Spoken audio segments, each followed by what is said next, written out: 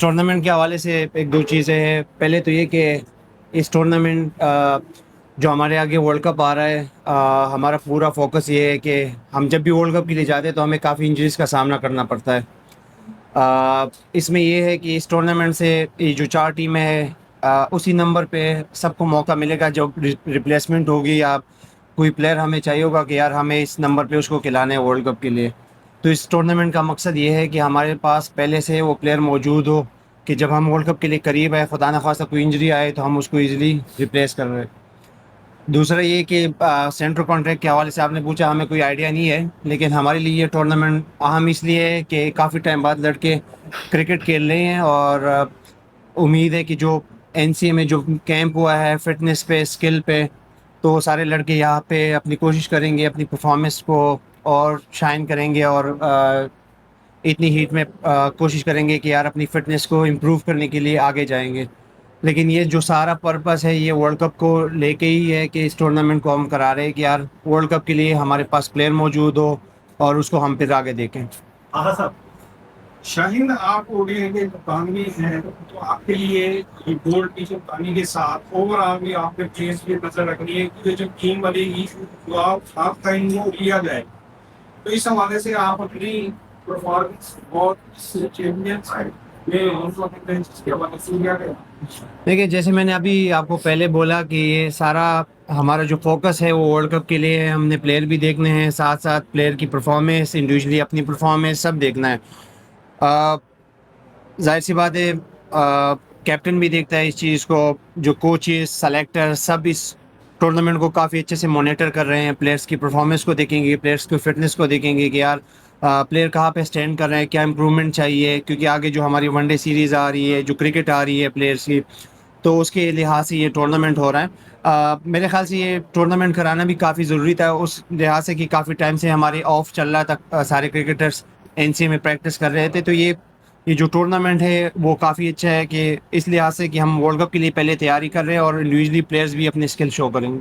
दोनों से ही बात है कि मौसम मान का बाकी शहरों में मुकाबले के साथ पहला दिन आपका कल का प्रैक्टिस सेशन आप चालू दिनों ने किया है, कैसा रहा? जी देखिए जी, बिल्कुल मुल्तान का मौसम बाकी शहरों से जो बनिस्बत लाहौर से जहाँ पे सारे लड़के जो है वो एनसी में प्रैक्टिस कर रहे थे, काफ़ी इधर थोड़ी सी हद से ज़्यादा है।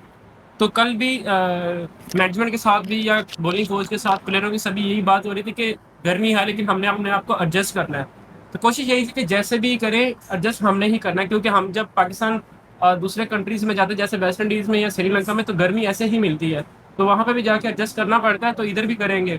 ज़्यादा टाइम तो नहीं है लेकिन 10 दिन है, इस 10 दिन में सबकी कोशिश ये है कि बिना इंजरी के ये टूर्नामेंट गुजरे सबका, और अच्छे से अच्छा इधर वेदर में एडजस्ट करें और सब अच्छा खेलें।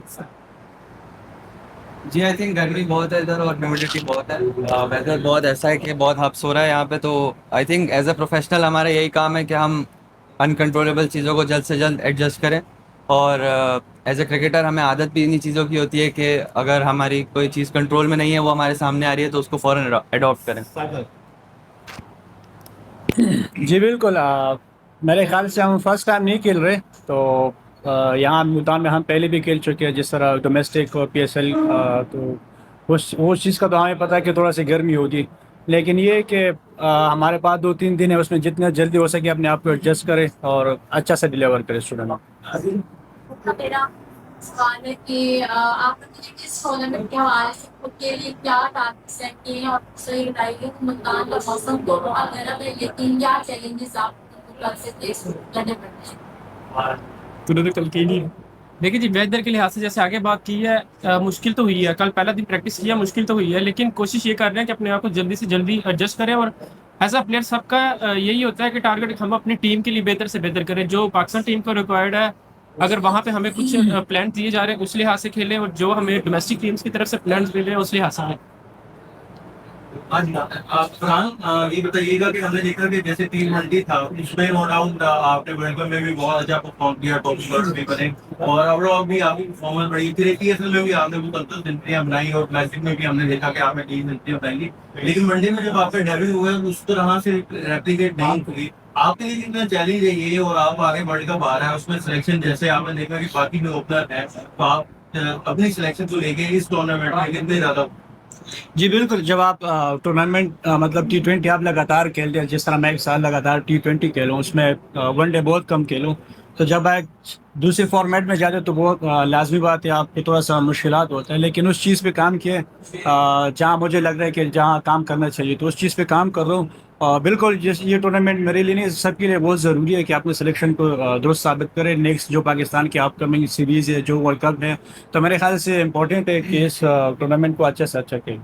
अच्छा शाहीन, पीसीबी ने जो है ये टूर्नामेंट और कहा जा रहा है कि इसको मुकम्मल तौर पर मुकामी स्पेस सिलेक्शन होगी, तो आप बताइए कि ये तमाम लड़के आपके सामने मिल रहे होंगे, तो इसको लड़कों में बातचीत भी हुई होगी, आप एक साथ सारे रह रहे हैं, तो क्या माहौल क्या है, एनवायरनमेंट क्या है? इन्वायरमेंट तो काफ़ी अच्छा है। डिज़ाइन होने के हवाले से मुझे कोई आइडिया नहीं है कि कैसे डिज़ाइन है क्या है, लेकिन हम खिलाड़ी है और हमारा काम है ग्राउंड में खेलना। हम सब साथ में खेलते हैं, पाकिस्तान टीम में भी, डोमेस्टिक में भी, पीएसएल में भी। तो आई थिंक एक दूसरे को काफ़ी अच्छे से जानते भी है और हमें पता भी है कि हमारी क्रिकेट को अभी क्या क्या ज़रूरत है, और हम उस हिसाब से हम कोशिश कर रहे हैं कि हीट में आके खेल लें। ये हमारी जॉब है और हम इस जॉब को बखूबी निभाएंगे। पेस से हमारे से बड़ी बातें हो रही है कि पेस पाकिस्तानी पेसर्स की कम होती जा रही है, इस पे आप क्या कहेंगे? अभी टेस्ट की पहला वो उसमें बड़ी बात है कि हमारे पास पेसर्स नहीं है रहने की तरफ, क्या कहेंगे? ज़्यादा हो जाएगी इंसान।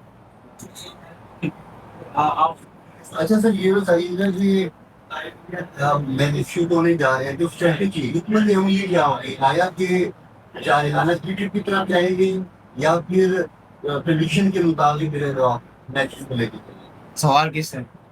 आप बता दें। मैंने जैसे पहले बताया था, देखो क्रिकेट में मेरे ख्याल से पहले तो ये होना चाहिए कि मैच कैसे जीते। तेज़ खेलना, स्लो खेलना, ये हमने काफ़ी अपने दिमाग में डाला हुआ है। पहले तो आपका एम ये होना चाहिए कि आपने मैच कैसे जीतना है।